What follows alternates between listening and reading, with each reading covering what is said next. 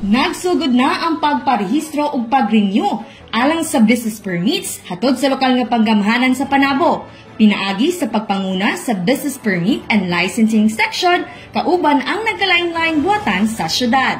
Pinaagi sa kalihukan, mas mapadali na ang pagproseso ug pagkuha sa mga business permits aron masiguro nga legal ang operasyon sa nagkadaiyang establishmento nga sakop sa lungsod. Aniya ang mga kinahanglan buhaton. Una, mag-file ug i-submit ang kumpleto mga rekisitos. Alang sa mga bagong aplikante, aniya ang angay nga andamon. Aniya usab mga rekisitos alang sa renewal sa inyong mga business permits. Ikaduha, magbayad og tax ug uban pang mga kinahanglang bayaran nga over the counter sa City Treasurer's Office. Ug ang ikatulo, ang pagkuha sa inyong mga business permits, human sa pag-print, pag-approve ug pag-release niini.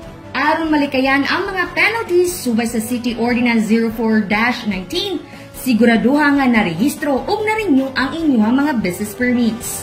Kutob January 20, 2025 usab ang Business One-Stop Shop. Abri usab kini gikan alas 8 sa buntag hangtod alas 7 sa gabi alang sa weekdays. Para usab sa Sabado, abri kini gikan alas 8 sa buntag hangtod alas 5 sa hapon. Nga nahimutang sa lobby, Panabo New City Hall. Kauban sa kamera si Louie Panagsagan, kini si Team Acevedo, nga gikan sa City Information Office Broadcast Services. Alang sa Frontline News Panabo, importante informed.